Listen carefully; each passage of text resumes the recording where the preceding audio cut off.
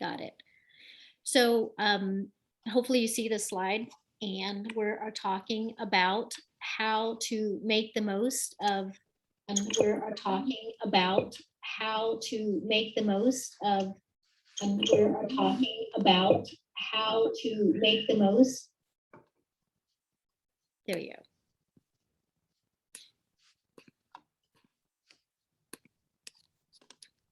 So how to make the most of the next 6 weeks to really set yourself up for an amazing 2022.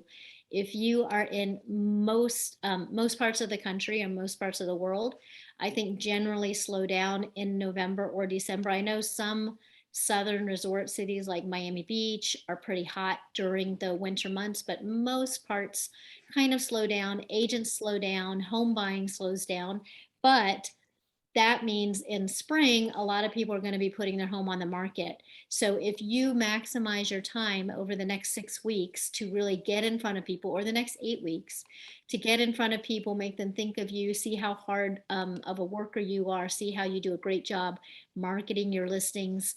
They're going to be thinking about you, how you do a great job when spring comes around, and they want to list their house. So holding holiday open houses is a great idea if the property that you're selling is decorated for the holidays. You can have holiday smelling candles there. I would make a really big deal about it, having balloons and signs. I would do Facebook ads directing people there. You can do postcards if you schedule them early enough in advance to the surrounding neighbors. You can do door hangers, you can door knock. But really do an amazing open house, because so few people will be doing open houses. So you're going to have a captive audience of the agents. Catherine, what do you think as far as holding holiday open houses? Can you hear me? Yes. Okay. I think they are amazing. I have sold a house on, I hate saying this, but the day after Thanksgiving. And because people have time and it's not like they have a whole lot to do. And when you make it a home, like, so one of my listings, I have now revamped the flowers and everything in the room, as we talked about this last week, how important it is to create that, a feeling of a home, taking a house and making it into a luxury home. So I went and I bought things like pomegranates. They last forever. And they do. They really do, right? So then you take, and being in New England, we're so lucky. I just went out in my yard and cut up some leaves from the beautiful trees, some foliage, and I put those in, and I put them all in this basket with some fake berries that I got from Michael's, and just created this beautiful fall Thanksgiving type centerpiece to put around the house. And it looks so good, and people really, really respond to it. And they envision themselves there, because this is, again, this an aspirational type of sale, right? You're creating the holidays, something they remember. Perhaps you're going to hit a note, something a lot of millennials did not want to do before the pandemic. They didn't want to buy houses. They wanted to travel. They wanted to have a very nomadic life. Now, after the pandemic, they really are we're seeing a lot of the millennials who are, with a lot of cash, and they all want to buy and luxury homes. So we have to create that home that just really speaks to them. So yes, I'm all about doing holiday open houses and decorating as much as you can.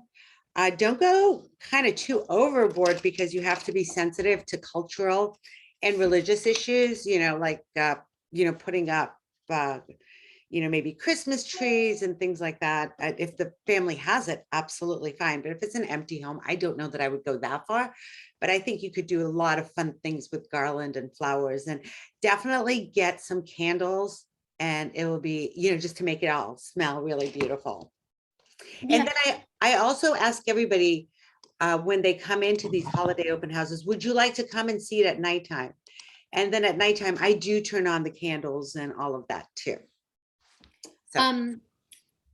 Something I'm doing is I'm actually holding a broker open house next Tuesday at one of our listings that is decorated for the holidays. It's vacant. It's a high-end flip, and we're holding a broker open house. but also tying that into agent attraction. So we're holding a broken open house, but doing it as a training, and inviting agents in the area and also agents that might be great agent attraction prospects to the open house, give them a great training. They can see what we're doing. They can see the type of listings that we have. We're exposing the listing to agents in the area and making it an agent attraction event at the same time. So we're doing that next Tuesday. So I will share some pictures of that after we do that. You should do a live stream Oh, that's a great idea. so we can all see it and be a part Oh, of that's a it. great idea. Yes, thank you. Sure. It was actually going to be on Tuesday, so it's perfect. Oh, yay. Yeah. So the next thing for making the most out of the next remaining 6 weeks of the year is just be really social and be where wealthy people are. You know, connect on LinkedIn, connect with wealthy wealth managers and attorneys and bankers, and finance people, and all those different people. Search for hashtags about locations where people might be checking in, and connect with people that way on Instagram and those different things. And Build and oh, incubate your relationships. I'm sorry. I'm sorry. I really would urge everybody to, this is the time to give. And yes, we all say we're busy, so we write the checks, right? No, this is not a good time to do that. I want you to look at what is available. Like in our little area, we have the Rotary Club of Weston and Wayland, and they're doing a Christmas tree sale. And they're looking for volunteers. What a great way to meet your neighbors and meet other agents, than to be in there selling trees, loading them up into the car and everything. And bring your wife or husband or significant other and let people get to know you, volunteering, in a way like that. So think of other things, other volunteer opportunities where you actually are working alongside other people. And these are the people who you want to know. I mean, I hate to say that you have an alternative agenda, but if your goal is to go and meet people, why not do some good as well? Right, absolutely. Um, and then connect with influencers in your area. If there are Instagram influencers, if there are um, other influencers who are or bloggers or holding events in your area, building relationships with those people is often key to helping grow your presence in the area with the types of people that you'd like to connect with and build relationships with. Um, Definitely now is a great time to create videos of the luxury areas, especially as people start to put the lights up. I am in downtown St. Augustine. That's one of the top 10 destination cities for holiday lights in the world. So we are going to be making some amazing videos of that. And that's evergreen content that you can share year after year. You can incorporate into your listing videos in future years. So go around if there's special events going on in your area, whether it's cultural events or, like Catherine was saying, kind of giving back community type events, make videos of that and share that so people can see what you're doing, how you're tied in with the community, how you're helping. Connect with luxury business people. Then that can be all kinds of people. That can be a high-end tailor. That can be the jewelry store owner. That can be, like I said, the other business professionals like attorneys and bankers, but just start to build great relationships, go to events where they'll be and just create those relationships. And, Instagram, of course, is a huge way that you can connect with people and build your presence, build your brand, and build your relationships. And this is a Um, really good time to be going to those places with the wealth advisors. It's kind of a downtime for those people. And also bankers, all these people, they're getting their bonuses. And my goodness, this year is going to be a bonanza for most people. yeah, They are going to have a lot of money to spend. And if absolutely. you are in a second market area or if you're in a luxury area, this is the time to do not lift your foot off that gas pedal. Keep going and marketing to them. And remember, this is when they're going to give you their attention. Not right now, but in December. But prepare for it now and really just cultivate. And again, go to those places where you are going to meet them. But just know they are there. They have the time. You get their attention, and they have money. Absolutely. Now's also a great time to cold and warm call. Again, most agents are starting to slow down. They're taking their foot off the gas. So if you don't take your foot off the gas, if you really use this time to get out there, you're going to be the person remembered the most, especially come spring when the market starts to pick up. So if your brokerage or you yourself are having open houses or you have a new listing, cold or warm call around those listings and say, hey, we have a new listing, would you like to hear about it? Or we have an open house, I'd like to invite you. Call now also offering a CMA. It's the end of the year, so a lot of people want to know how much their house might be worth now at the end of the year, just for their financial planning for next year. The market's been hot, so calling and offering that is a way to connect with people. Call around your brokerage's recent sales and just say, hey, just wanted to let you know such and such down the street sold, it sold for this much. Lots and lots, and cold calling, especially now that people are working from home and they're home more, is really a real great opportunity. And you don't have to be calling it saying, hey, do you want to list your house?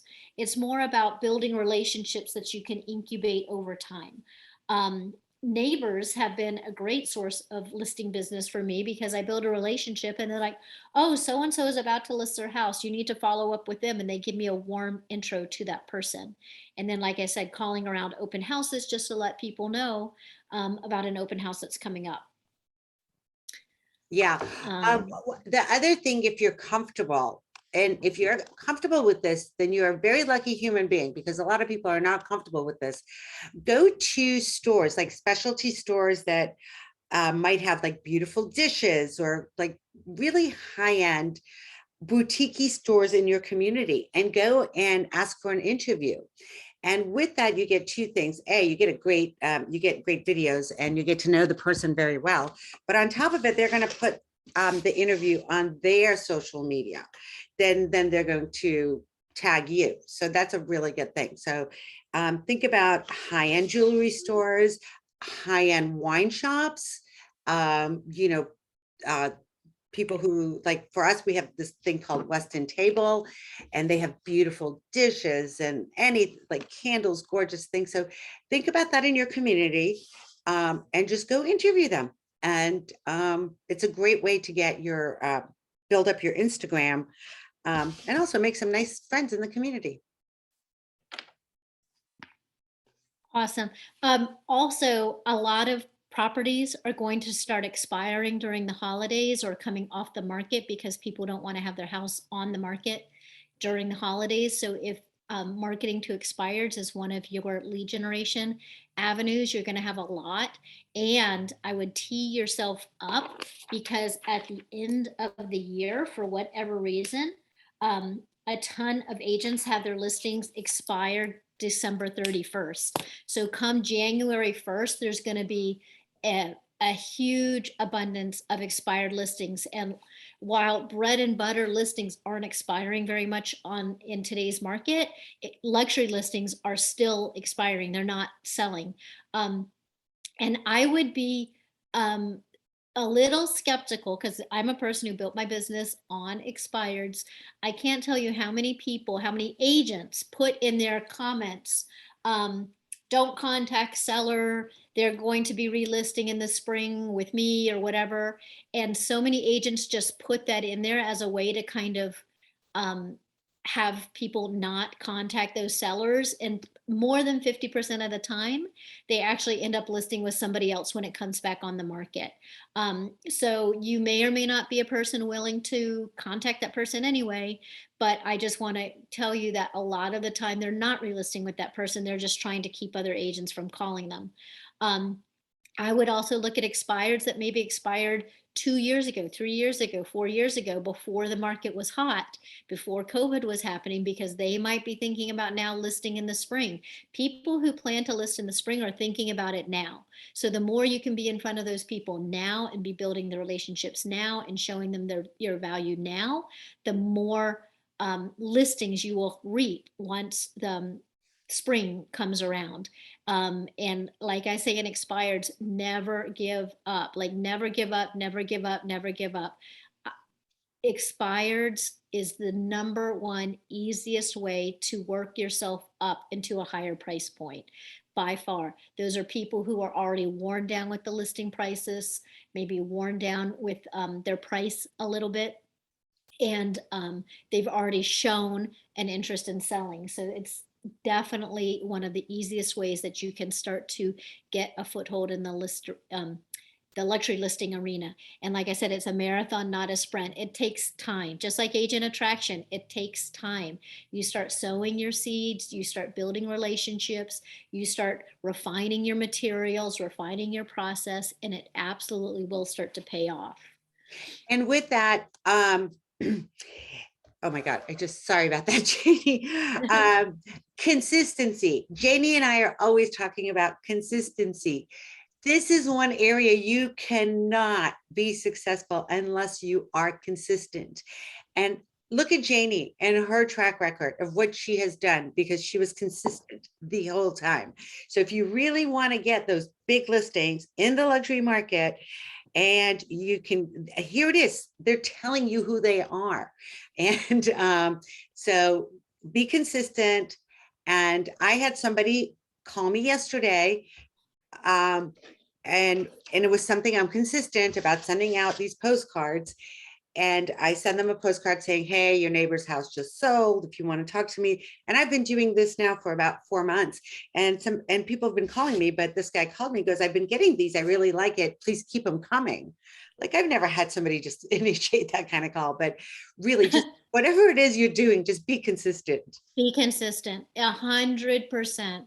And I can tell you for sure, based on my own data, that the more you're consistent with somebody, by the time they are ready to sell, they won't even interview other people. They'll be calling you and say, come over and list my house. Come over and tell me what I need to list it at. Come over and just get this on the market. The longer it is, just like with SEO, where they talk about long tail SEO, it's the same way with consistency. The longer people have been seeing you, they feel like they know you. And they feel like you're the expert, and you'll get a lot less pushback on commission and price and terms and everything like that. The next thing is start to think about for sale by owners. You know, you can always look on Zillow. Zillow has the for sale by owners listed slightly differently, so you can see who's there. You can call and offer info and assistance, and just build a relationship with them. Ask them if you can hold an open house there. Ask them if you can make a website to promote their listing. You don't always have to go straight for the listing with for sale by owners, because they've already decided they don't need or want an agent. But in time, most of them realize they do. So there's a time when they're not open to needing an agent, but they might be open to talking to an agent. If you're the person there building the relationship, building the trust, building the respect, when, you know, I think it's some crazy number, like at least 85% eventually turn to listing with agents. Who are they going to list with? They're going to list with the person who treated them well, didn't try to bully them, didn't try to bowl them over, and list with them. So do lots of things, show value, give them some safety precautions, saying, hey, every time you have a showing, make sure you go check all your windows are locked after they've left, or, you know, make sure they're pre-qualified before you show them, or make sure you have somebody at the house while you're having a showing. Like, just give them safety tips, give them tips on negotiations. And this might seem counterproductive, but I assure you it will win you more business. And then just stay in touch. Just, you know, touch base, just like Catherine was saying, just touch base every few weeks. Hey, how's the listing going? Do you need anything? Do you need me to, you know, see what's going on? And some people don't like this approach because it's not fast enough for them. But if you're trying to get into the luxury side of things, luxury just takes longer. It takes longer to develop the relationships. It takes longer to develop the trust. It normally takes longer to sell. So work And on that. and not necessarily, don't get scared out. You can get a great luxury product right away. Like, there's nothing it's out there, so it could. Right. No, absolutely. Yeah, but Janie is so much nicer than I am because I don't bother with those people. Irritate me, the for sale by owners. I do give them statistics of how any home that's sold with a realtor gets 16% more than without. So, but anyway, there's some people you just can't do. But I just want to talk about expireds again, because again, Janie has a phenomenal plan that we've already shared with you on this program, and I believe it's available in our archives. But you might think somebody whose property expired 4 years ago isn't interested anymore in selling. And I am here to tell you that you're probably wrong on that. I don't mean to say wrong, but it's probably a misconception, because what if this person whose property expired just had a horrible experience and basically felt like nobody wanted their home, and so they don't want to go through that again? And here you are, the angel that's saying, yes, your home is worth a lot and I'm going to help you with that, and let me show you how. So think of it that way, that you're basically helping somebody, because if somebody came in and they were able to trust you and you knew what you were doing, because you now know how to do a phenomenal listing presentation and market preparation, you would be really helping that person not have that angst that they Right. would normally. Right. And also often the previous listing agent had gotten worn out anyway. And sometimes they weren't doing a Yes. great job marketing. Sometimes they were slow to give updates, and the seller was feeling kind of neglected. And luxury properties are a lot of time an extension of the person. Like they put a lot of their own emotions and feelings into the property. So when it doesn't sell quickly, they take it personally and they feel beaten down, like Catherine is saying. So if you're the person coming along fresh and excited and, really showing value to what they have, um, that is a breath of fresh air to Yes. them. Yeah. Um, this is one of my favorites. This is not just a holiday thing. This is a year-round thing, but become the media go-to person for luxury in your area. There's lots of ways you can do that. You can make market reports of what's going on. You can hold report events. You can hold that at your local, like a local restaurant or something like that. You can hold it at a listing where you start to invite on a monthly basis the local real estate agents, the local buyers and sellers, just the community at large. You can invite the media. You can send the media your market reports because they might share it. You can send influencers on social media your market reports because they might share it.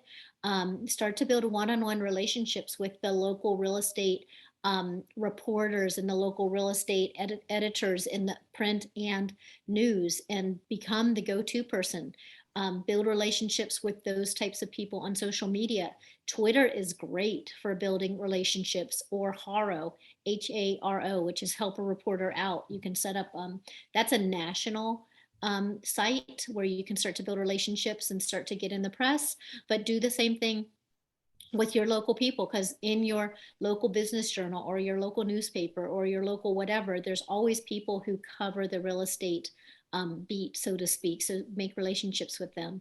And every time Oh, you notice something, oh, uh-huh. I'm sorry, real quick. Janie, that Haro, I've been using it and I realized there's a different way to use it, which is exciting. Oh, tell me. Yeah, so you look through the articles, right? Because the reporters are submitting what they're going to write about or what they want to write about. That's a great place to go get ideas of things you can write about in your Oh blog. yeah. So that's what Yeah, I for do. blogging. I don't even That's submit that's a great it. idea. I ended up being picked up a lot by Haro.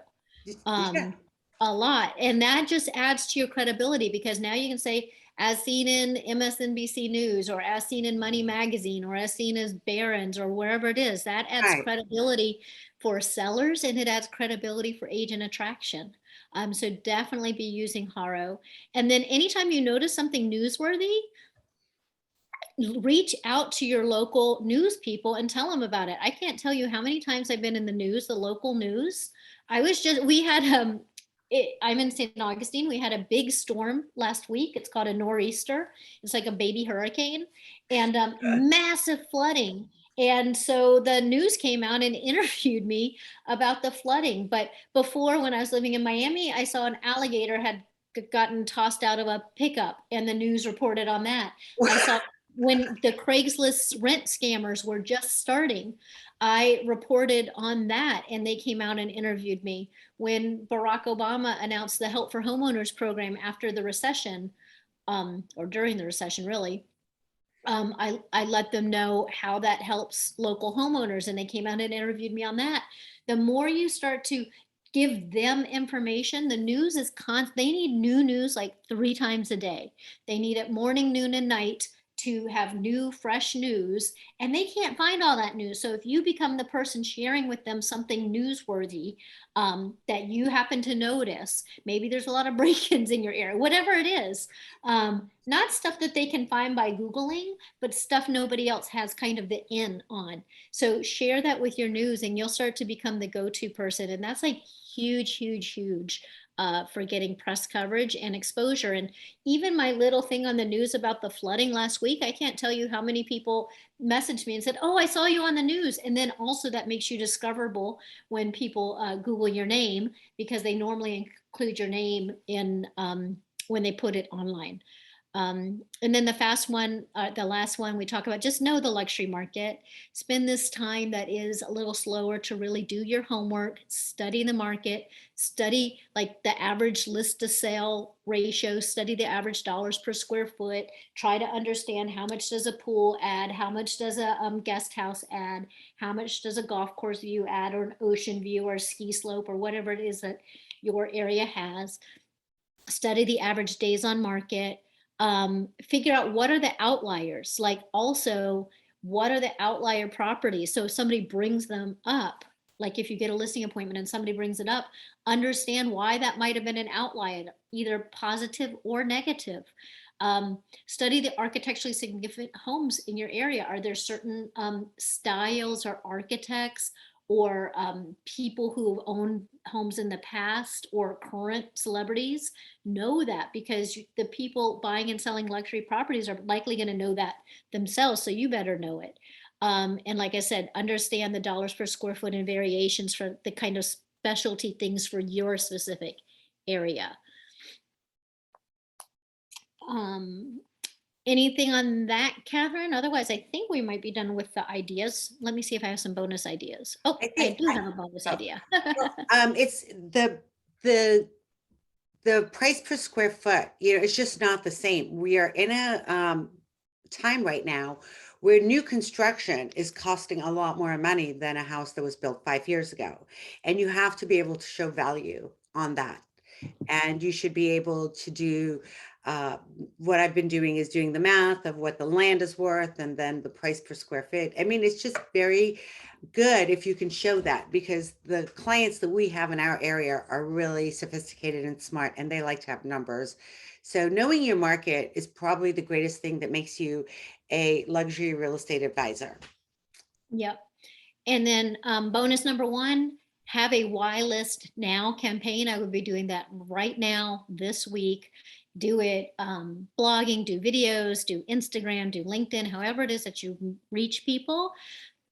These are some of the top reasons why somebody might want to list now versus waiting till the spring. There's almost always fewer homes on the market. Like I said, there's some markets that these winter months are the season. Certainly South Florida is that way. I'm sure other warm weather luxury markets are that way, but 97 or 98% of at least the US, most people are going to want to wait till spring. But if you show them there are fewer homes on the market, so there's more competition between buyers to get homes, that's a really big thing for you as a seller. Buyers who are buying at this time of year are serious buyers. If they're out looking for homes in the middle of Thanksgiving or the middle of the winter holidays, they're serious buyers. They're not tire kickers. They're not hobby buyers. They're serious. They need to buy normally because of some Absolutely. change in their lives. Um, Once you wait until the spring, Everybody else is waiting till the spring. Now you might have 20 other properties on the market similar to yours, whereas right now you might only have 5. Like, it's a significant difference. So show them the supporting data about how you will be one of the very few on the market, as opposed to waiting till the spring, which when there's a limited supply, we already have a limited supply of listings, but imagine that on steroids during the winter months. Get that out there. Bonus number 2, like I said, make a massive push right now. Like, I'm amping up my postcard direct mail program, which is normally every 2 weeks. I'm actually doing every week from now until mid-January, explaining why they shouldn't wait, explaining why it's going to be better for them. And like I said, most agents are taking the time off now, so you can really fast forward your known brand and known presence, while everybody else is kind of being asleep, and become top of mind, and then carry that through to the spring. And then, like I said, swarm, be omnipresent, have open houses, do direct mail, do social media. And in 8 weeks, they're going to think you are the it agent for their area, even if they hadn't heard of you before. Like, just really, really amp up from now through the end of January, and you are really going to reap the rewards And, with your business. and you will have a happy new year for real. Yes, you will have a happy new year. So thank you guys for being patient with us during our start. We are really, really good at selling luxury real estate. Sometimes technology is not our strong point. So thank you for that.